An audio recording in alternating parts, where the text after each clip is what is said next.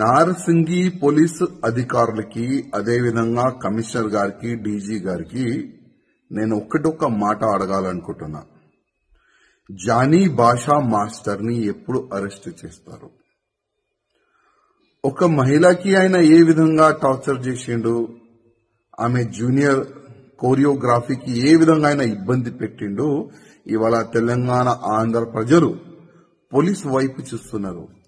ఎప్పుడు ఆ దొంగకి ఆ లవ్ జిహాదీకి ఎప్పుడు అరెస్ట్ చేసి నిజాలు బయట పెడతారని తెలంగాణ ఆంధ్ర ప్రజలు ఎదురు చూస్తున్నారు.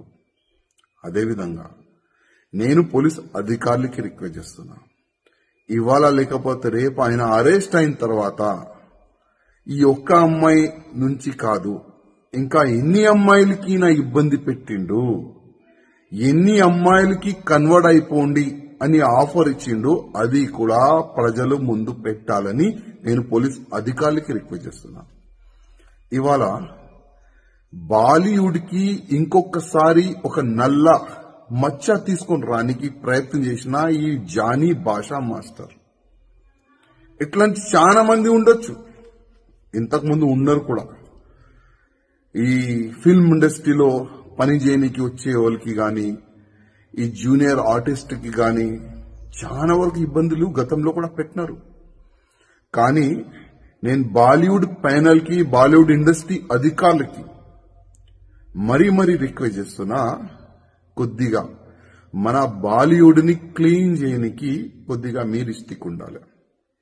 ఇట్లాంటి ఎవరైనా మహిళలకి ఇబ్బంది పెడితే, కన్వర్ట్ గురించి ఆఫర్లు ఇస్తే ఇంకొకసారి బాలీవుడ్ లో అయినా కాలు పెట్టకూడదు.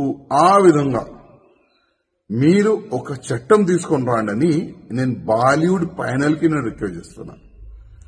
ఎందుకంటే ఇవాళ చాలా వరకు ప్రజలు హీరో హీరోయిన్ చూసి వాళ్ళకి ఫాలో అవుతారు, చాలా వరకు ఫ్యాన్స్ ఉంటారు.